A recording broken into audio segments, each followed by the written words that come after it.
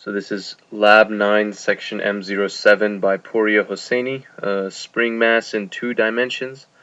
This lab modeled the motion of a spring mass system in 2 dimensions. The problem in this lab was the effect a change in the system had on the data gathered.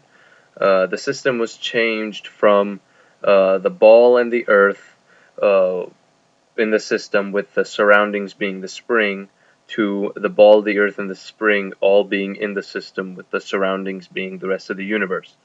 Now, the main result was that changing this system had no significant effect on the results. However, it did change the way that these results were calculated. Now, the energy principle is particularly relevant to this system.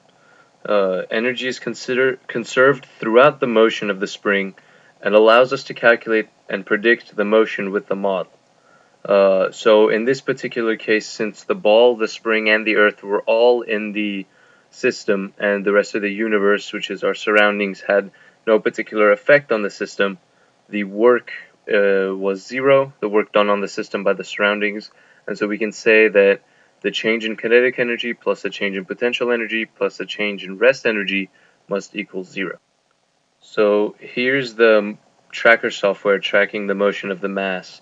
As you can see, the origin was chosen to be on the fixed point where the spring is attached, and the video was calibrated by using 0.7 as the length between the origin and the mass at rest. So here's the code I wrote for to model the motion of the ball.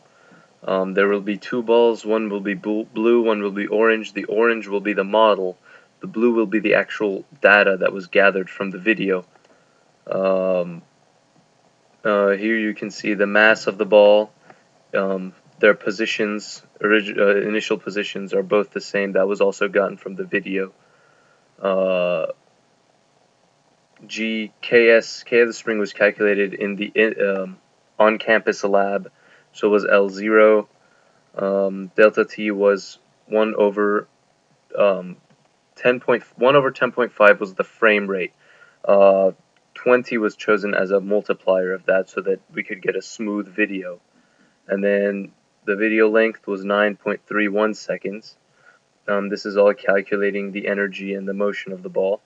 And then here, while the count is less than 19, we plot the blue ball.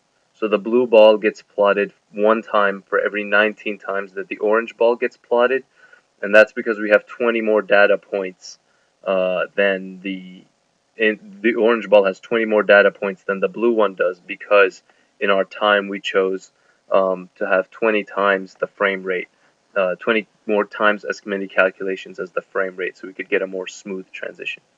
So I'm going to go ahead and run this, and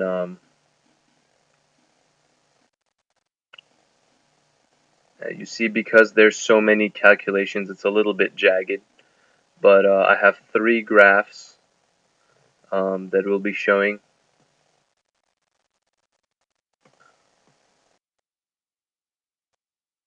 So this graph over here is the change in x, or the x position versus time, for the model and the actual data.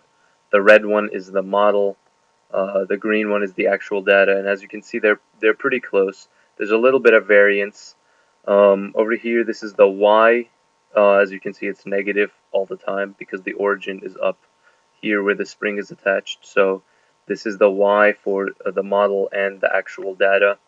This graph over here is the energy calculations for the model.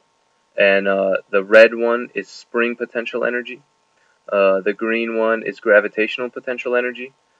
The blue one, excuse me, is gravitational potential energy. The green one is kinetic energy. And the yellow line is total energy. These are all changes, keep in mind.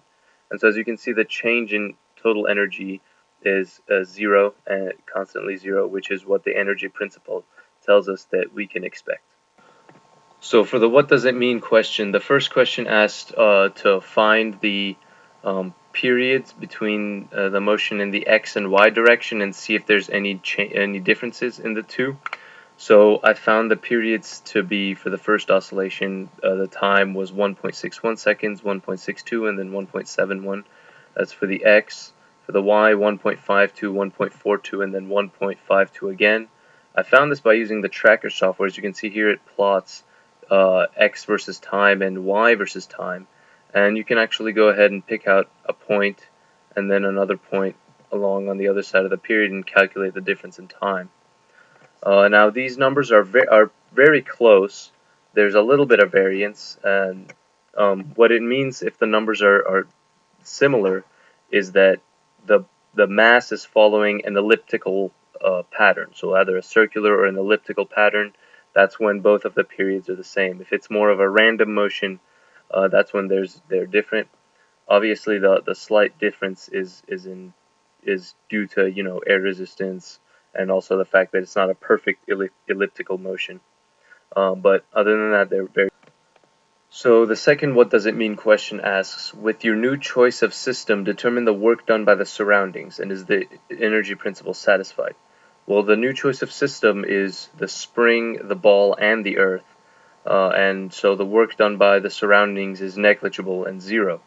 Uh, and yes, in this case, the energy principle is satisfied because the change in energy is zero, as you could see on the graph earlier, and that is because the work done by the surroundings is zero. So the third and final "what does it mean" question asks, when defining the gravitational potential energy in computer model, what does changing the origin do to the data? How does that affect the physics of the system?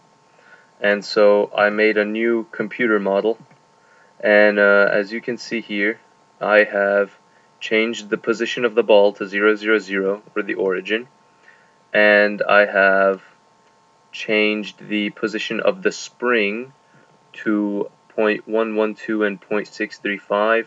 That's because that is where the spring would be in relation to the ball if the ball was at the origin. And so if I go ahead and run this module,